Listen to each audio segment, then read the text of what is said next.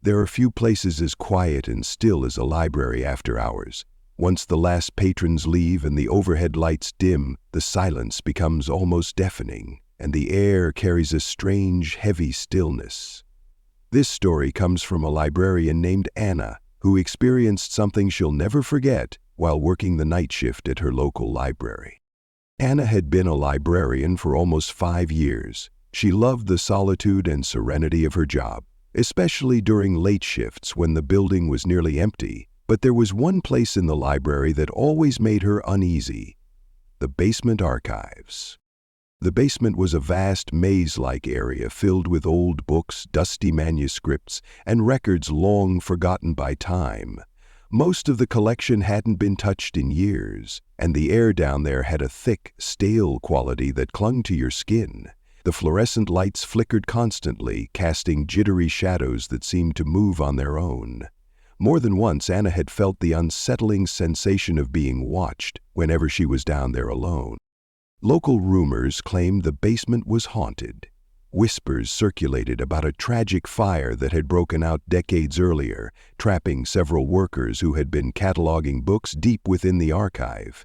Some believed their restless spirits still lingered, doomed to wander the dim, dusty corridors forever. Anna wasn't superstitious, but she couldn't deny that something about the basement felt wrong. One evening, Anna was tasked with reorganizing a section of the archives that hadn't been touched in years. She waited until the library closed and everyone had gone home before making her way down to the basement. As she descended the creaking metal stairs, her footsteps echoed unnaturally in the confined space. The air grew colder with every step, and a faint, musty odor filled her nostrils. The only sounds were the hum of the overhead lights and the rhythmic creak of her own footsteps. When she reached the bottom, Anna flicked on the light switch. The fluorescent bulbs sputtered to life, casting a harsh, flickering glow over the narrow aisles lined with shelves. Dust motes floated lazily in the air, and the faint hum of the old electrical system seemed to vibrate in her bones. She set to work, pulling dusty books and yellowed documents from the shelves. As the minutes ticked by, her initial unease began to fade. She told herself she was being ridiculous. There was nothing to be afraid of. The basement was just a room filled with books. Nothing. But then she heard it. A whisper. It was faint, almost inaudible, but unmistakable. A soft, breathy sound that seemed to come from somewhere behind her. Anna froze, her heart pounding in her chest. She strained her ears, listening intently. The whisper came again, closer this time. It was too quiet to make out any words, but there was an unmistakable urgency in the sound, as if someone was desperately trying to get her attention. She turned slowly, her eyes scanning the dimly lit room. The shelves stretched endlessly in both directions, their darkened rows filled with shadows that danced and flickered under the jittery lights. There was no one there.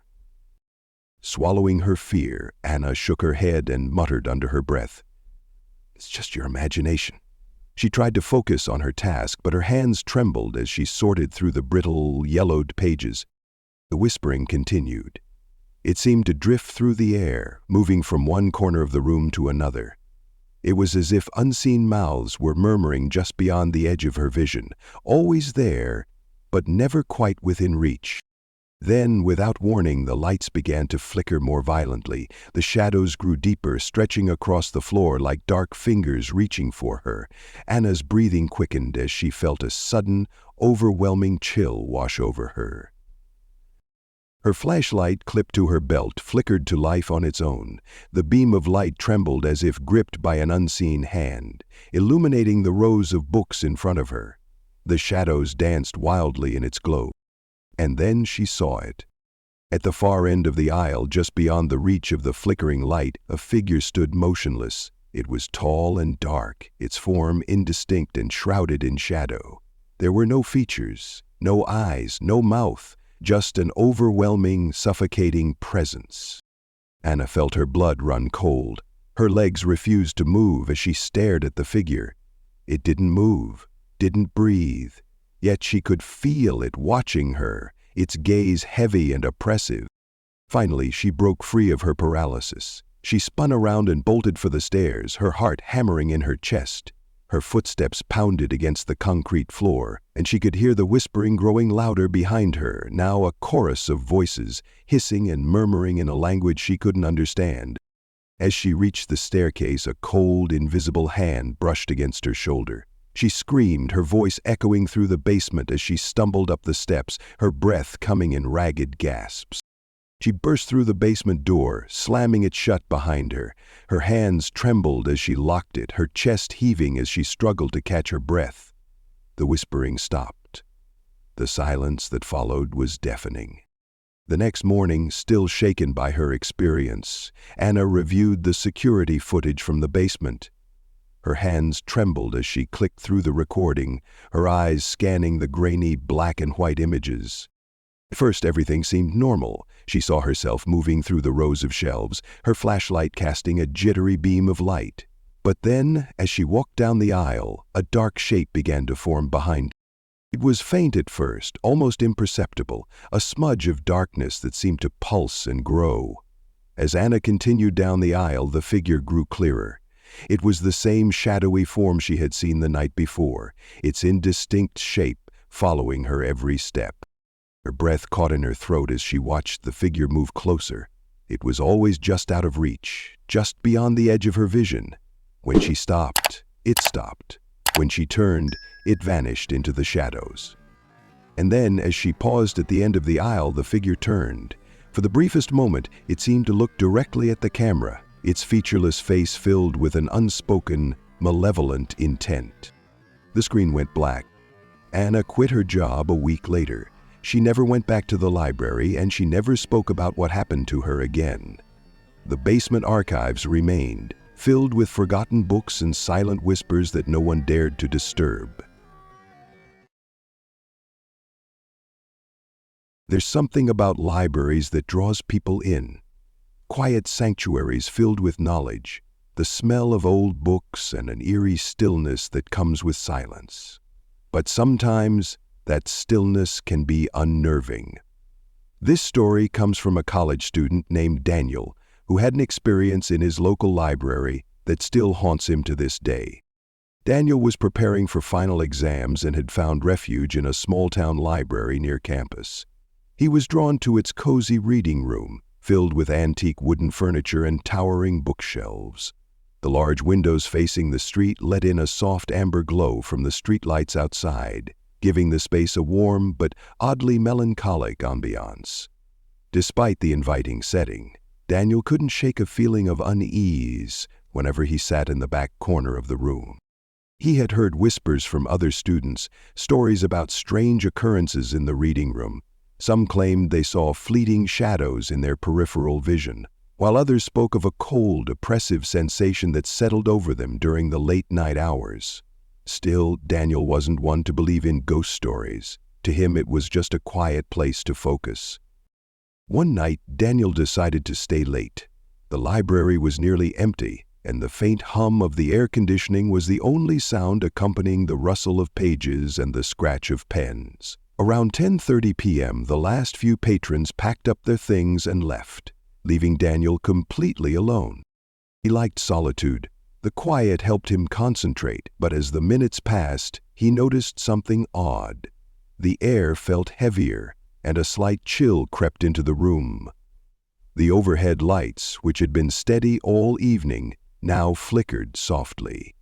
He dismissed it as old wiring. After all, the library was ancient. As he focused on his textbook, his hand brushed against something on the table, a small, crumpled piece of paper. Unfolding it, he saw a handwritten message scrawled in uneven letters. "Don't sit in the last row." Daniel furrowed his brow, glancing around the room. The note seemed random, like a prank someone had forgotten to throw away. He chuckled under his breath, crumpled it back up, and tossed it aside. It was probably nothing. But then he heard it, a soft, rhythmic tapping. It was faint, like fingertips drumming lightly on wood. He looked up, scanning the room. The sound seemed to come from behind him. Slowly, he turned his head to the last row of seats. The chairs were empty. The entire row was shrouded in shadows. He stared for a moment longer, then shook his head, telling himself he was imagining things. Minutes later, the tapping returned, louder this time. It was deliberate, almost impatient. He whipped around, his heart racing, but again the row was empty. A cold sweat formed on the back of his neck as he tried to convince himself it was just his mind playing tricks on him. He stood up, stretched, and walked to the far side of the room, hoping a short break would calm his nerves. As he passed by the large glass window near the last row, he caught a glimpse of movement in the reflection. His eyes snapped to the glass. A figure, tall and motionless, was seated directly behind where he had been sitting. His breath caught in his throat. He spun around to confront whoever it was. The chair was empty. He blinked, his pulse pounding. He turned back to the window. The figure was still there in the reflection, staring straight at him. Its face was pale and hollow, with empty eyes that seemed to suck in the surrounding darkness. Paralyzed, Daniel watched as the figure tilted its head slightly, as if curious. It didn't move otherwise, just stared. He wanted to run, but his legs felt rooted to the floor. He squeezed his eyes shut, took a deep breath, and forced himself to open them again. The reflection was gone. Daniel stumbled backward, nearly knocking over a chair. His heart hammered as he gathered his things, shoving books and papers into his backpack with trembling hands. As he slung the bag over his shoulder, he noticed something on the table. Another note. His hand shook as he picked it up. The same uneven handwriting stared back at him. "You should have listened." A sharp, icy chill gripped his spine. Without a second thought, he bolted out of the reading room, his footsteps echoing through the empty library. He didn't look back. The next day, Daniel returned during daylight hours. He was determined to find an explanation. He told one of the librarians about the strange experience, hoping for a rational answer. The librarian, an older woman with a somber expression, listened carefully before sighing. She led him to a back corner of the library, where a dusty plaque hung on the wall. It commemorated a man who had passed away years earlier, a recluse who had spent countless hours sitting in the last row of the reading room. The librarian spoke quietly. "He was found there one winter night. No one noticed he was gone for hours. Some say his spirit never left." Daniel's blood ran cold. He asked about the notes, but the librarian shook her head. "We've had other students find messages like that. We've tried to explain it away, but no one really knows." After that, Daniel never returned to the library alone. The reading room, with its flickering lights and heavy shadows, held a presence that was too real to ignore. But he wasn't the last to experience it. The final scene of this story isn't Daniel walking away. It's the reflection of that hollow-eyed figure still watching from the glass as the clock ticks past midnight. Libraries have always been sanctuaries of knowledge and mystery, but sometimes hidden within their shelves lies something much darker. This story was shared by a small-town librarian who had an experience with a book she wishes she had never opened. It was a quiet, uneventful evening when she first noticed the book. The recently returned shelf, usually filled with the comforting familiarity of well-loved novels, held a collection of titles ready to be sorted. But one stood out, an old, dark, leather-bound book with no title or identifying marks. Its spine was cracked and the corners were worn, as if handled far too many times. What struck her most was that there was no record of the book in the library's system. It wasn't checked out, cataloged, or even listed in the inventory. Curiosity gnawed at her. She picked up the book, its weight far heavier than its small size suggested. The leather felt oddly cold to the touch, as though it had absorbed the chill of centuries. Her fingers brushed the cover, and a faint tingling sensation spread through her skin, though she tried to dismiss it as her imagination. She opened the book. The pages were filled with strange, cryptic symbols and unsettling sketches. Some pages contained what seemed like ancient warnings, scrawled in a language she didn't recognize. The symbols twisted and danced across the paper as if they were alive. But one thing was clear. The repetitive mention of doom and inescapable fate sent a shiver down her spine. It spoke of dark forces bound to the book and of a spirit that watched its readers from the shadows. The more she read, the more a sense of unease settled in her chest. Against her better judgment, she decided to take it home, telling herself it was just an old, forgotten piece of fiction. It wasn't a book for the library. No, it was something else entirely. Maybe it would make an interesting research project, she thought. She didn't want to believe in anything supernatural, not really. But the pull of the book was undeniable. It had a strange allure, one that she couldn't resist. That night, as she lay in bed, the air in her house felt heavy. The walls seemed to close in, the silence almost suffocating. She turned the pages of the book, scanning the odd symbols, hoping to make sense of them. Her eyes grew heavy, and sleep overtook her.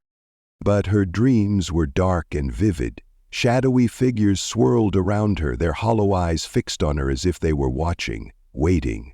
She heard her name, whispered over and over, soft but insistent. Avery wrecked. Her name echoed in the air like a taunt, as if the darkness itself had learned it. She woke with a start, her heart racing. The room was cold, too cold for a summer night, with the windows shut tight. She glanced around in panic, half expecting to see something in the dark corners of her bedroom, but there was nothing there. No shadows, no figures, only the eerie silence, now more oppressive than before. The strange occurrences didn't stop there. The next evening, as she prepared dinner, the lights in her kitchen flickered. The bulbs dimmed and buzzed, their flickering not like a mere electrical malfunction, but something deliberate. Avery glanced up, annoyance quickly turning to dread as the bulbs flickered once more, casting long, stretching shadows across the room. Her eyes darted to the corner, and for a split second she could have sworn she saw movement, a shadow that didn't belong. But when she turned, nothing was there. Only the silence remained, thick and heavy, as though something unseen was waiting for her to acknowledge it. That night she decided to leave the book in her study, away from her bed. She tried to shake the feeling that something was wrong, but the eerie atmosphere in her house refused to let her go. Every time she touched the book, the phenomena intensified. Objects would shift slightly when she wasn't looking. Her favorite mug toppled from the table with no explanation. Doors creaked open, though she knew she had closed them, and always that pervasive feeling of being watched. She began to dread reflections. Mirrors seemed to catch glimpses of things not in the room. In the bathroom mirror, she swore she saw a shape pass behind her. Spinning around, she found only emptiness. Her heartbeat drummed in her ears as she tried to calm herself. The whispers grew louder. One particularly harrowing night, she awoke to the sound of her name, spoken from directly behind her ear. Cold breath brushed her skin, sending a chill that froze her in place. She bolted upright, her eyes wide in terror, but the room was empty. The shadows seemed thicker now, darker, as if they had substance. On the nightstand, the cursed book lay open, its pages fluttering as though moved by invisible hands. With trembling fingers, Avery reached for it, but before she could touch it, the lights went out. Total darkness enveloped the room, and the whispers grew into a low, guttural murmur, 1,000 voices calling her name from all around. Desperate, she clutched the book tightly, but the air around her grew colder. She couldn't understand it. Nothing in her life had ever prepared her for this. The library's calm had been replaced with terror. Every shadow, every whisper was a manifestation of the curse. She had to stop it, whatever it was, before it consumed her entirely. Determined to uncover the truth, Avery threw herself into researching the book's origins. She scoured every old text she could find, consulted obscure folklore, and even reached out to colleagues who specialized in rare manuscripts. She spent hours combing through the musty archives in the deepest corners of the library, desperate to find any clue. Finally, she uncovered a legend about a time crafted by an occultist who had sealed a malevolent spirit within its pages. The writings warned, "Those who read the words awaken the watcher. It cannot be destroyed by fire or force. Only a ritual of banishment may sever its hold." Avery's blood ran cold as she read those words. She knew, without a doubt, that this was what had been tormenting her. The legend spoke of the Watcher, a spirit bound to the book, forced to haunt its readers until they could no longer bear the pressure of its presence. The ritual required rare components: anointing oil, protective sigils drawn in chalk, and the invocation of a banishing incantation, but it had to be performed while the spirit was at its most active. Avery knew the time had come.